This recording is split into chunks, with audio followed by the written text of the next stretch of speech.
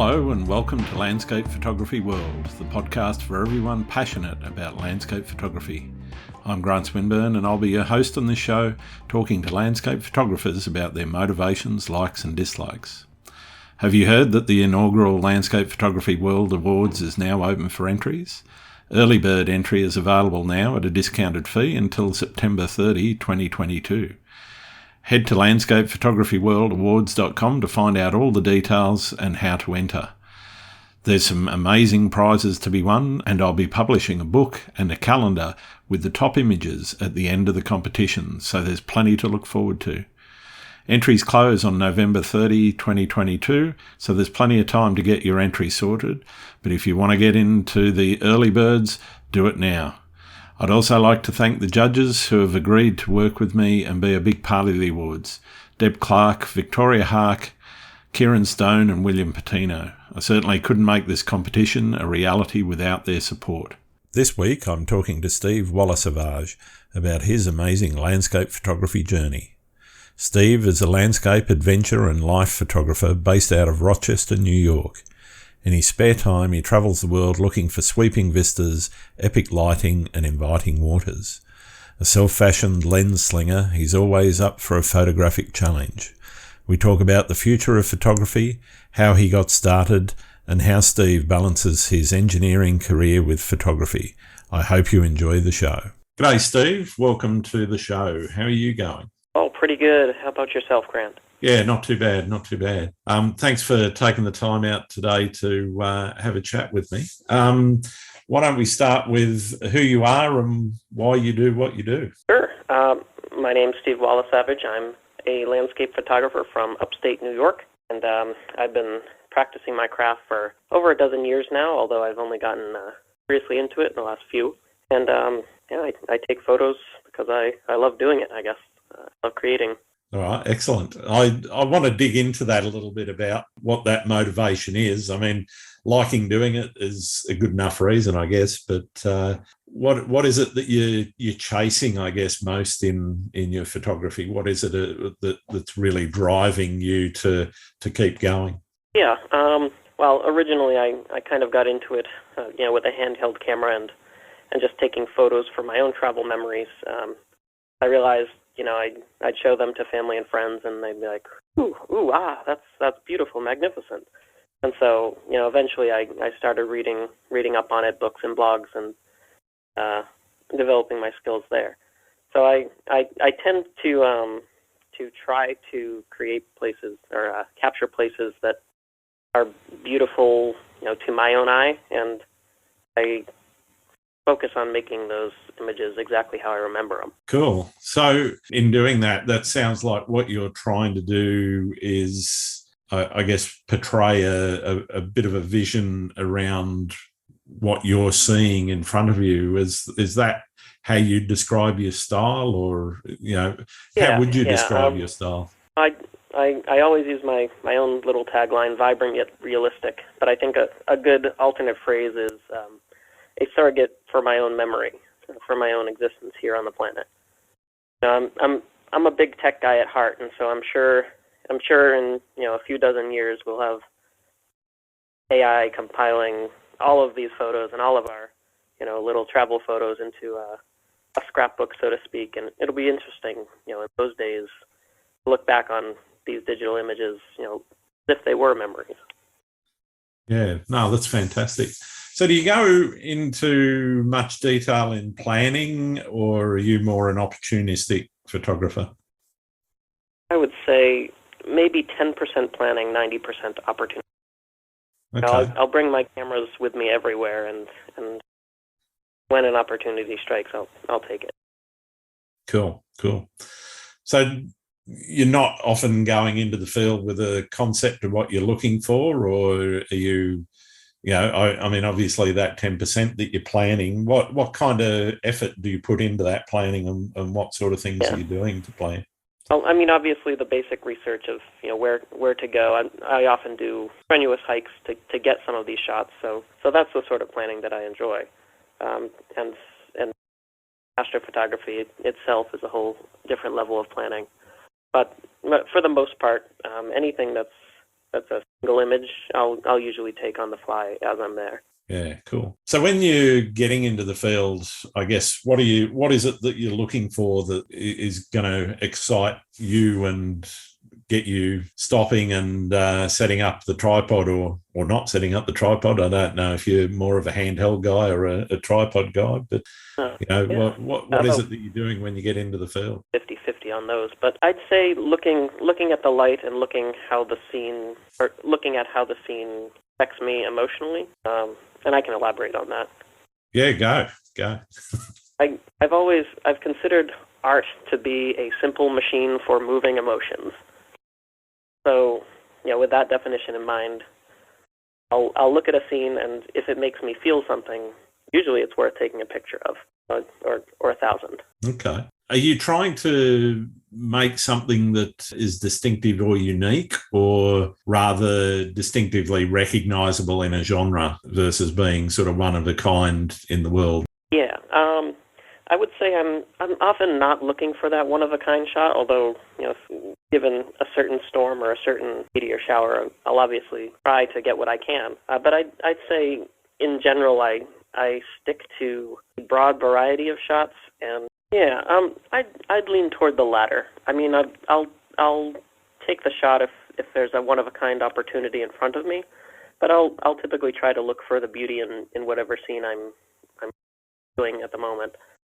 So that said, I'll have a wide variety of photos that I think, when you look at them all together, they are my style. Mm-hmm. So are you doing this full-time or part-time, or is it, more of a hobby than a profession? At the moment, it's a mix between hobby and part-time. Got an engineering job by day, and so most of my photos are taken on the weekends or on vacations around the world.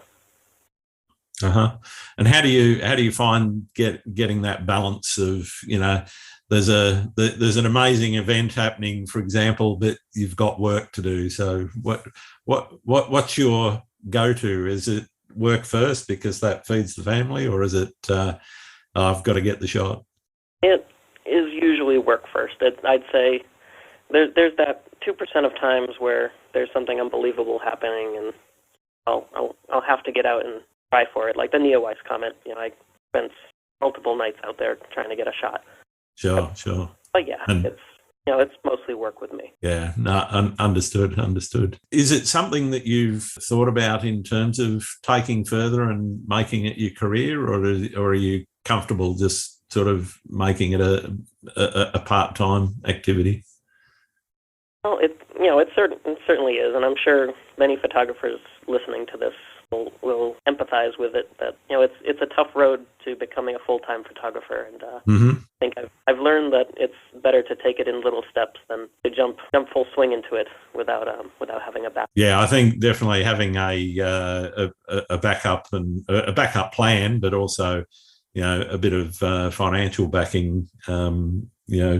There is a cushion, I guess. That's certainly that's been my experience anyway. Is getting that cushion is definitely a major driver behind my decision to go full time personally, and I think most full-time photographers would probably give the same advice. As a landscape photographer, I find it fairly difficult to shoot the usual weddings and portraits that a lot of people use to supplement their income, or at least get started in photography while they're looking into other genres. Yeah, understood. Don't find me at a wedding. Tell me about where you're at in your photography journey at the moment. Do you feel that you've sort of landed on a style that you're comfortable with, and you're running through?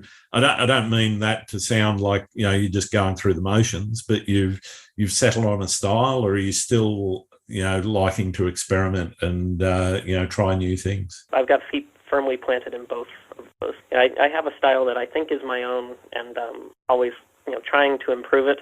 That often involves watching and learning from other photographers too. But at the same time, I'm a creative soul at heart, so I'm always trying to push the boundaries here and there and see what I can make my equipment do and make my images. So yeah, it's both. Yeah. And I think that's a really important point about working with what your equipment and understanding what the limits of your equipment are in photography, and finding either ways around those limits, or finding ways of being creative by pushing those limits. And I think I just wondered if you had any examples of where you think you've pushed those limits, and something that you're particularly proud of in that regard. Yeah, well, it's not anything out of the ordinary, but I've been taking a lot of time lapse videos lately, and I think it blows my mind how much new there is to learn. If you just shift your mindset toward motion instead of capturing a. Yeah. What do you think about, I guess, there's been obviously a lot of discussion and a bit of toing and froing recently with Instagram and its move towards video. Do you see photography itself leaning that way anyway, and people getting more into the moving images than just the static images, or do you still see that there's a place for static images? And I don't just mean in social media, I mean artistically as well. Yeah. I've thought a lot about it, especially with a tech background. There's an interesting future coming to us, and I think a lot of it will be video. Partially because that's what companies are making plenty of revenue off of, and lots of people they want that, and the demand is there. But I think at the end of the day, if we're all wearing virtual reality goggles, we're not going to want to walk through countless halls filled with static images. Yeah. There will always be a demand for it. Yeah. No, I think I agree with you. And it kind of feels a little sad for those of us who've been on a platform like Instagram for years. It is the future, so. Yeah, definitely. Talk to me a little bit about where you live and how that influences what you shoot, or if it doesn't, and you tend to sort of leave your local area and get out and about. Are you traveling a lot for your shooting, or are you sort of tending to stay in particular areas? Yeah, so I live in upstate New York, 2 hours west of New York City. So it's not too close to any of the major national parks in the United States. So we try to keep our trips local for the most part. Why I love the Adirondack Park and fall. So that and the mountains in the Northeast, where I shoot predominantly, and then once or twice a year, with COVID and whatnot. But I'll get out to another country, or tripping across the country. Sure. Do you think the pandemic has changed your attitude towards traveling and photography in any way? Towards traveling, yes. Photography, no. I mean, I kind of view the world as a little more fragile than I did beforehand. Like a friendly place, despite all the things happening in it. But I think a lot of our systems in society are a little too fragile and not as resilient as they could be.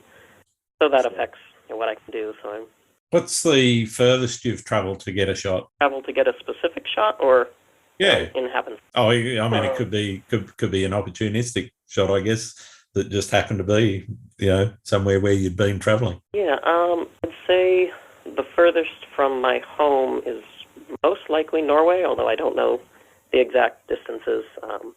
Sure. There's a lot of the world that I have not been to and am eager to go, but I went on my honeymoon to Norway, and so my wife and we had plenty of quote Insta-worthy shots in mind anyway. Nice. So I'd say we traveled there for.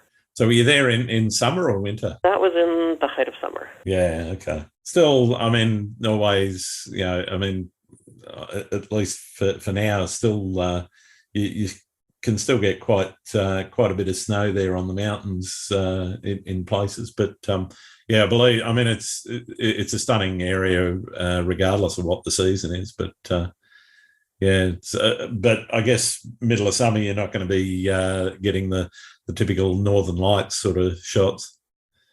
Yeah, I've maybe twice in my life I've captured the Northern Lights mentally, and none was planned, and definitely Norway, Iceland, and Alaska are on my bucket list. Cool. Do you have a favourite spot that you like to, keep going back to, that I guess either you haven't nailed what it is that you wanted to get from there, or you just think there's so many opportunities that you just keep getting drawn back there? Yeah, so a few years ago I would have said Banff National Park. I think it makes sense for photographers to go places that are visually stunning in all directions, no matter where you go or what you point at. But more recently, I traveled across the USA in a van with my wife, and I kind of fell in love with the desert, the American Southwest.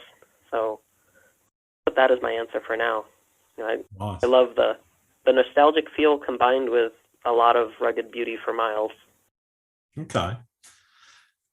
So I guess what's the nostalgic feel that you're looking for? Is it the old John Wayne Western sort of thing, or? Yeah, well, I mean, I know that the Old West is not as romantic as the movies make out, but it is pretty cool to be driving through towns that settled by people a mere 100 or 150 years ago, and a lot has not changed. Yeah, yeah. If you had one place of all of the places that you've shot that you could retire to, which one do you think it would be? I'd say most likely the Pacific Northwest somewhere. I'm not sure where, but that kind of has it all for me. Yep. So where, anywhere in particular, or just in general somewhere there around Oregon, Washington? Most likely somewhere in Washington with a view of the mountains and the ocean. Sure. Sorry, I'm being too picky, but that combined with the fairly nice weather most of the time. Yeah. What's the most memorable experience you've had while out taking photos? In terms of my favorite memories, I hope this doesn't betray me as a complete loner, but I think we all are as landscape photographers. Yeah. We I don't know about you, but people in my shots annoy me. Exactly. No, yeah, I think some of my favorite memories are just myself alone, hiking through a couple miles of desert to be out alone under the stars. I think the phrase is core memories, and saying that brought it up. Yeah, nice. How about any horror stories? All horror stories that I have are self-inflicted. That's okay, unless they're particularly embarrassing and you don't want to talk about it.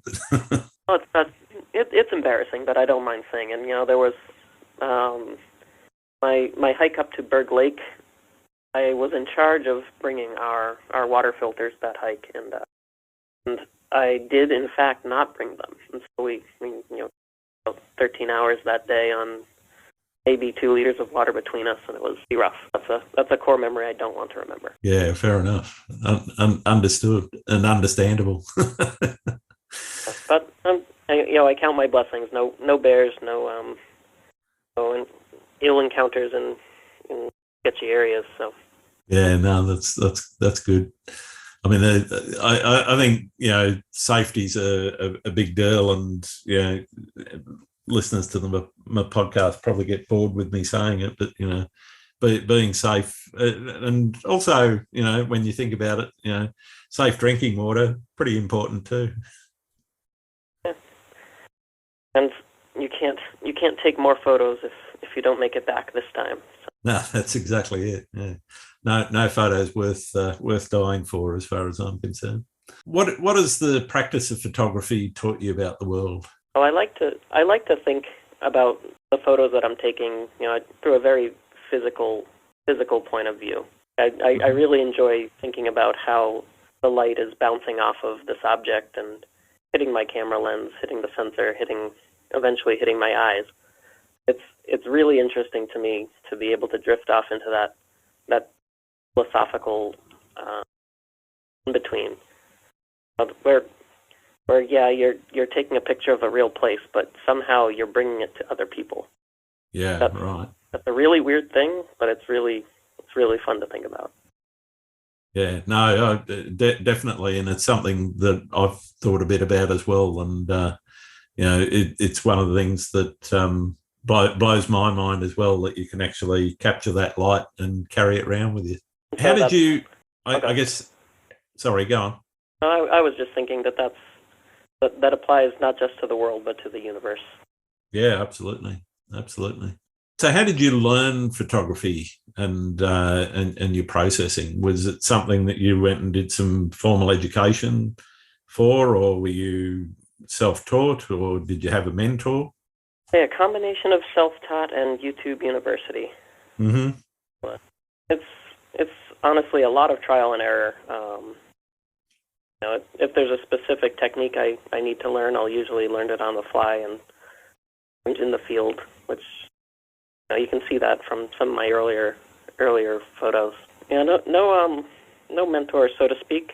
Although I do have a lot of people I've looked up to, and not many people holding my hand. Yeah, yeah. So, what does your processing workflow look like? Are you straight home with the card slotted into the computer and get them up on screen and start editing, or are you someone that likes to sort of let them gestate or marinate for a while before you get into the edit? I am in the last camp to the extreme. I'll have trips and I'll forget about for years and then find them. But thankfully, I do organize things at least on the computer and on my hard drives legibly before I'll forget about them. But I definitely don't go straight home to edit. When I hear people do, it just boggles my mind because I'm... Yeah, it's an anathema to you. Not anathema, but just hard to understand. Okay. I'm a bit in both camps. I mean, there's stuff from years ago that I know is there and I just haven't got to, but there's other stuff that I kind of go, yeah, I've nailed that. I really want to go and have a look and see how it looks and get it up on the screen and get it out there and share it with people. Yeah, well, I'd be lying if I said there weren't shoots that are like that. Not my typical. So do you do much printing of your work? No, that's one thing that I've never really gotten into. I've sold prints here and there, but through third-party websites. Not something that I know much about. Okay. It probably makes you a little bit unusual to some of the photographers that I've spoken to.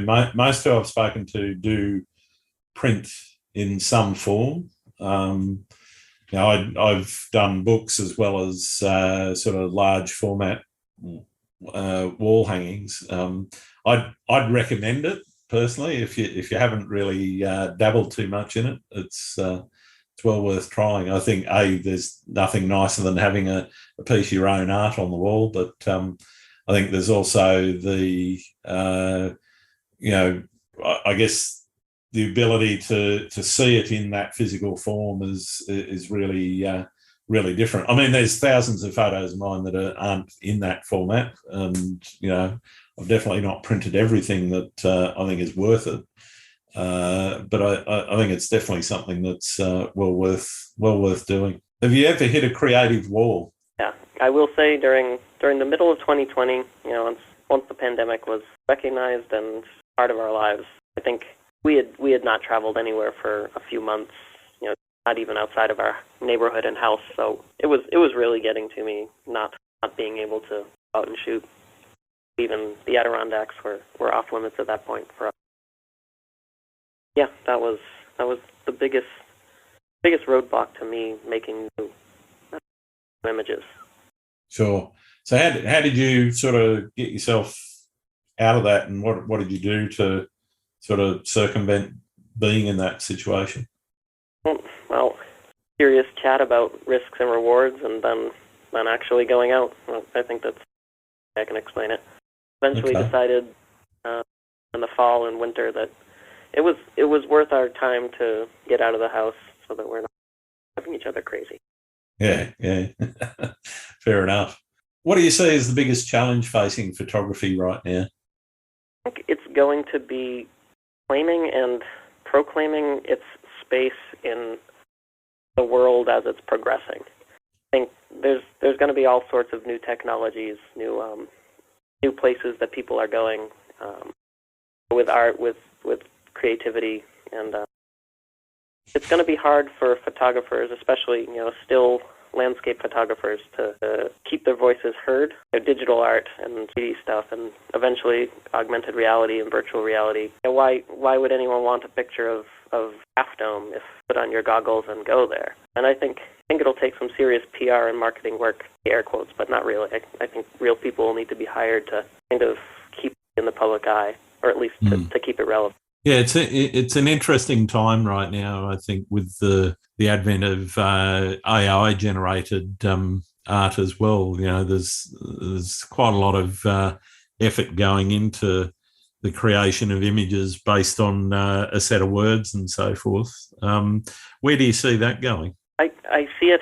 Well, I don't know too much about it, about the backbone of it, but I see it as a nascent tool in its bare beginnings, and it's really interesting that it makes me wonder what phrases I could give an AI that could reliably have it come up with the photos I take. Sure. Yeah. I don't think it's a passing craze. I think we'll see more of it, and we'll see more interest.